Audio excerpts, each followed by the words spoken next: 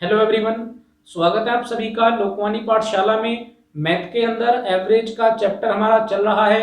4 class मैं आप लोगों को प्रोवाइड करा चुका हूं। आई होप कि आपने अच्छे से क्लास को देखा होगा, कॉन्सेप्ट आप लोगों को समझ में आए होंगे और आपने अपनी बुक से क्वेश्चन को भी किया होगा। और अगर अभी तक क्लासेस को आपने नहीं देखा है तो लिंक मैंने आज डिस्क्रिप्शन बॉक्स में दे दिया है, वहां जाकर आप क्लास को अच्छे से देखें, कॉन्सेप्ट को समझें। कहीं पर कोई डाउट अगर आता है तो वो आप मुझे कमेंट बॉक्स में लिख के बता सकते हैं। साथ ही अगर अब तक आपने चैनल को सब्सक्राइब नहीं किया है तो चैनल को भी सब्सक्राइब कर लीजिए। लोकवाणी पाठशाला चैनल का नाम है, खुद भी सब्सक्राइब करें, अपने दोस्तों से भी कराएं ताकि उनको नए कॉन्सेप्ट की जानकारी हो और हर आगे आने वाली क्लास से आप लोग अपडेट रहें। तो भाई आज की हमारी ये एवरेज की 5वीं क्लास है और आज हम बात करेंगे संख्याओं के बारे में। अलग अलग टाइप की संख्याएं होती हैं। प्राकृतिक संख्या होती है, सम संख्या होती है, विषम संख्या होती है, पूर्ण संख्याएं होती हैं। तो सबसे पहले मैं आप लोगों को इनकी डेफिनेशन बताऊंगा और उसके बाद इन्हीं संख्याओं पर बेस्ड आज की क्लास में हम क्वेश्चन करेंगे। भाई आप में से काफ़ी लोगों को हो सकता है कि इन संख्याओं की डेफिनेशन आती हो, लेकिन फिर भी एक बार मैं आप सभी को रिवाइज करा रहा हूँ और उसके बाद फिर हम क्वेश्चंस की तरफ चलेंगे। तो सबसे पहले बात करते हैं प्राकृतिक संख्याएं। प्राकृतिक संख्याओं को आप इंग्लिश में कहते हैं नेचुरल नंबर। डेफिनेशन क्या होगी? वे संख्याएं जो काउंटिंग के लिए इस्तेमाल होती हैं। काउंटिंग मतलब गिनती। भाई मान के चलिए कि एक क्लास के अंदर कुछ बच्चे बैठे हैं और आपसे कहा जाए कि आप इनकी काउंटिंग करके बता दीजिए कि ये कितने हैं, तो आप काउंटिंग कहाँ से शुरू करेंगे? तो काउंटिंग आप शुरू करेंगे 1 से। तो ये संख्याएं जो प्राकृतिक संख्याएं हैं इनकी शुरुआत 1 से होती है और 1 से शुरुआत होने के बाद इनका कोई एंड नहीं है, यानी ये अनंत तक जाती हैं। तो अनंत तक जाने का क्या मतलब है? तो भाई अनंत को आप इंग्लिश में कहते हैं इनफाइनाइट, यानी लगातार चलती जाएंगी, इनका कोई अंत नहीं होगा।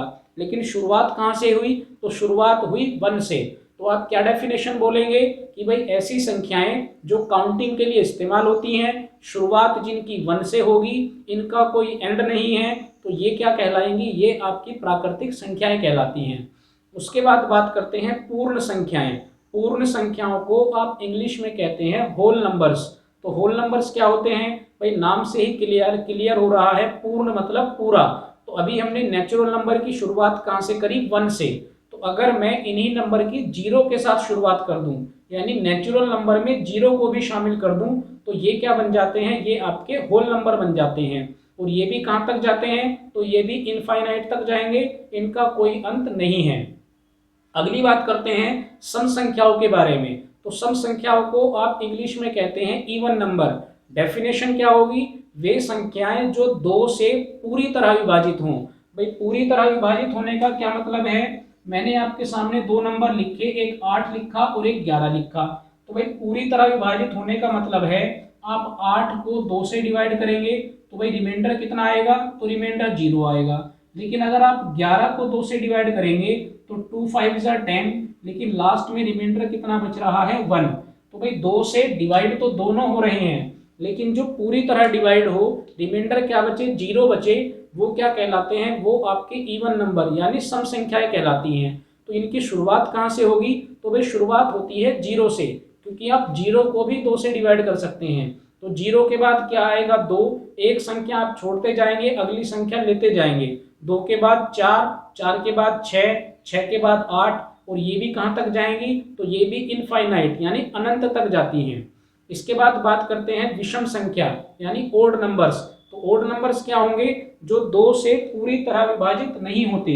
जैसे अभी हमने 11 को डिवाइड तो किया, लेकिन वो पूरी तरह से डिवाइड नहीं हुआ। तो ओड नंबर्स क्या होंगे? जो 2 से पूरी तरह विभाजित नहीं होते हैं, वो आपके ओड नंबर्स यानी विषम संख्याएं होती हैं। शुरुआत कहाँ से होगी? 1 से। कहाँ तक जाएंगे? अनंत तक जाएंगे। इसके बाद बात करते हैं अभाज्य संख्या यानी प्राइम नंबर्स। तो ये बहुत इंपॉर्टेंट है भाई, कभी कभी एग्जाम के अंदर डायरेक्ट पूछ लिया जाता है कि सबसे छोटी अभाज्य संख्या यानी प्राइम नंबर कौन सा है? तो वो नंबर होता है 2।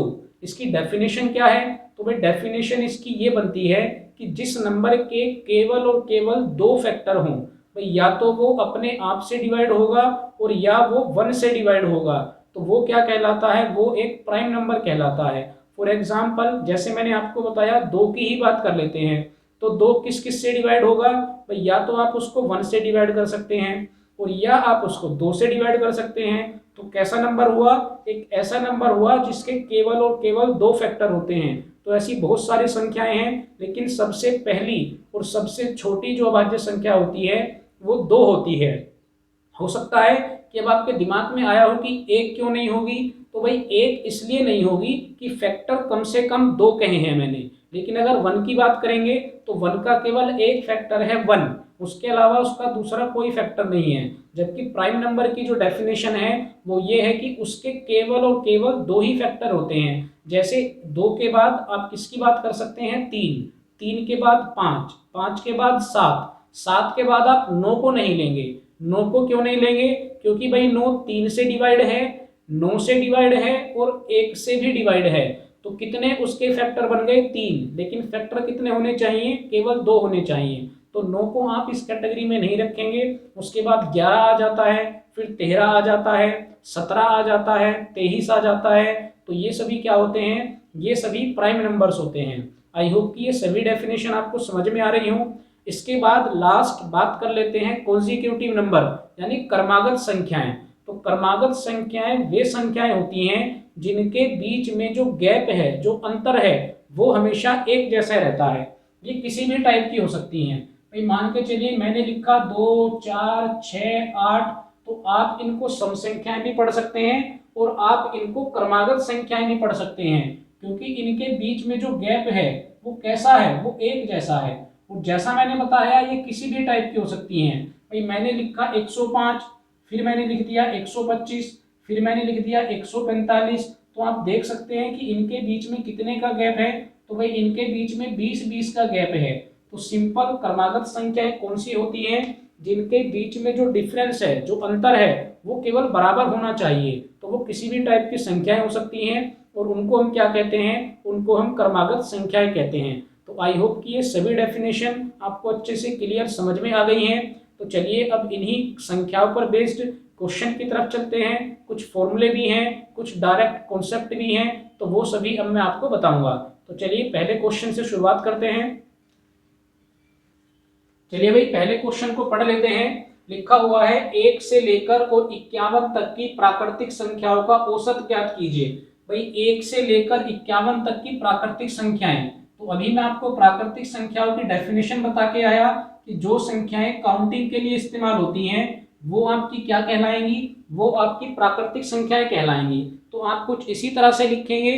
तो भाई आपकी बुक के अंदर एक फॉर्मूला होता है कि अगर आपको n प्राकृतिक संख्याओं का, n मतलब जैसे यहाँ पर कहा गया 1 से लेकर 51 तक, तो n की वैल्यू क्या हो जाएगी, 51 हो जाएगी। आपसे कहा गया पहली 50, तो n की वैल्यू क्या हो जाएगी, 50 हो जाएगी। आपसे कहा गया पहली 20 प्राकृतिक संख्याओं का औसत बताइए, तो n की वैल्यू क्या हो जाएगी, 20 हो जाएगी। तो फॉर्मूला क्या होता है, n+1/2। लेकिन हम इससे क्वेश्चन को नहीं करेंगे। मैं आपको कॉन्सेप्ट बताऊंगा कि अगर आपके पास इस तरह का सवाल आता है तो आपको वो क्वेश्चन कैसे करना है। भाई अभी मैं आपको क्रमागत संख्याओं के बारे में बता के आया। क्रमागत संख्याओं का सीधा सा मतलब क्या है कि अगर संख्याओं के बीच में गैप एक जैसा है, अंतर एक जैसा है, तो वो आपकी क्या कहलाती हैं, वो आपकी क्रमागत संख्याएं कहलाती हैं। तो अगर आपको कहीं पर भी क्रमागत संख्याएं मिल जाएं तो उनका औसत निकालने का बड़ा ही आसान तरीका है। और वो तरीका क्या है, आप पहली संख्या को लें तो आप क्या लिखेंगे, 1, और जहां तक आपसे कहा गया आप आखिरी संख्या को लें तो आप आखिरी संख्या को इसमें प्लस करेंगे, ये कितना हो गया 51, और इसको आप डिवाइड किससे कर देंगे, तो इसको आप डिवाइड कर देंगे 2 से। बस आपको इतना काम करना है। अगर संख्याएं क्रमागत हैं, ये बात आप ध्यान रखें कि संख्याओं का क्रमागत होना जरूरी है, उनके बीच का अंतर एक जैसा होना चाहिए। तो अगर अंतर एक जैसा होगा तो आप पहली संख्या को लेंगे, लास्ट वाली संख्या को लेंगे और आप उसे 2 से क्या कर देंगे, डिवाइड कर देंगे। तो भाई टोटल कितना बन गया, 52। 52 को आपने 2 से डिवाइड किया तो आपका आंसर कितना आ गया, तो आंसर आ गया 26। आप यहाँ भी रख के देख सकते हैं। n की वैल्यू 51 रखेंगे, 51 + 1 52 हो जाएगा, 2 से डिवाइड करेंगे तब भी क्या आएगा, 26 आएगा। लेकिन जहां तक मैं आपको बताऊंगा वहां तक आपको फॉर्मूलों को याद रखने की जरूरत नहीं है।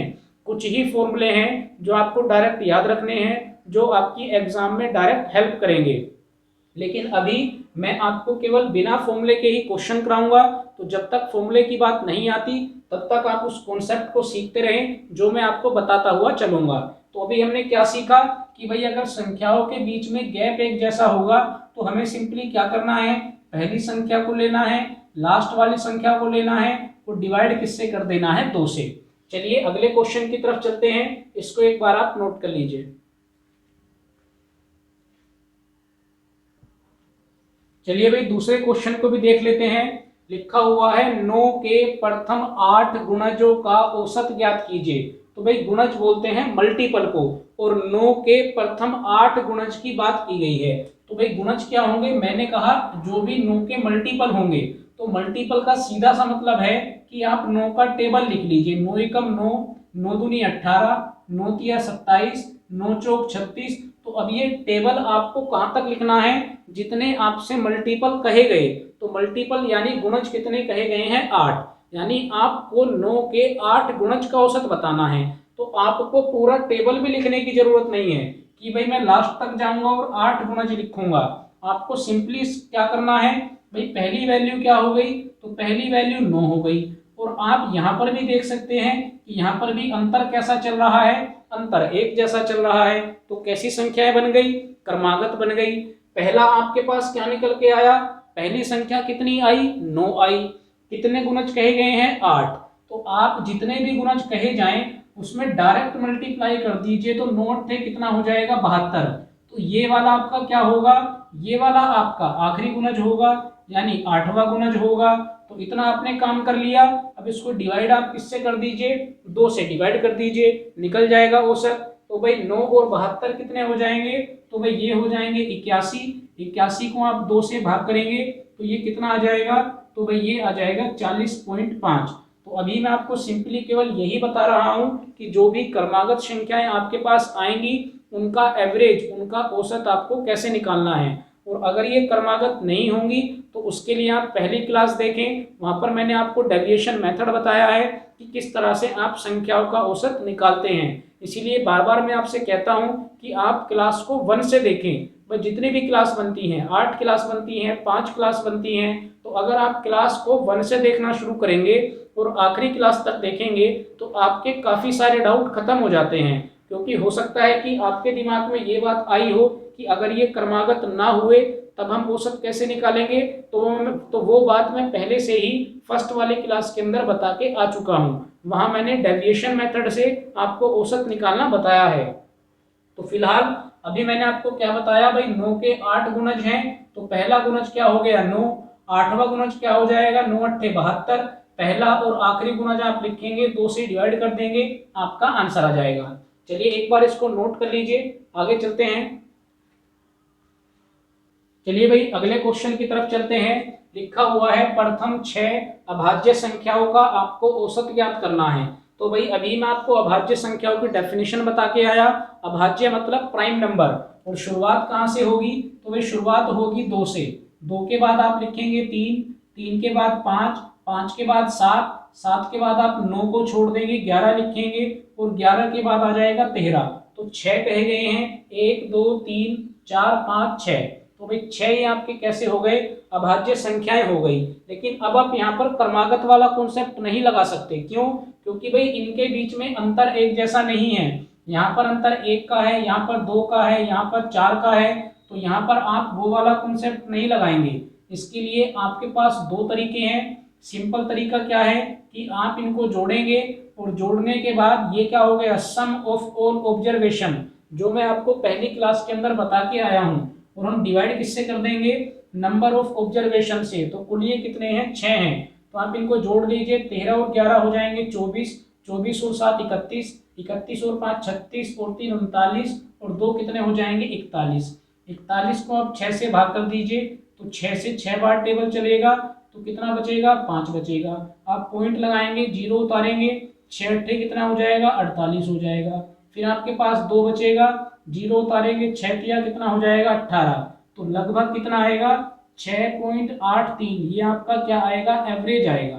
और या फिर दूसरा तरीका आपके पास क्या है, तो वो आपके पास है डेविएशन मेथड, जो मैं आपको पहली क्लास के अंदर बता के आया हूँ, तो उसको भी आप अच्छे से देखें। वो अगर आपको डेविएशन मेथड समझ में नहीं आता है तो वो आप मुझे कमेंट बॉक्स में लिख के बता सकते हैं।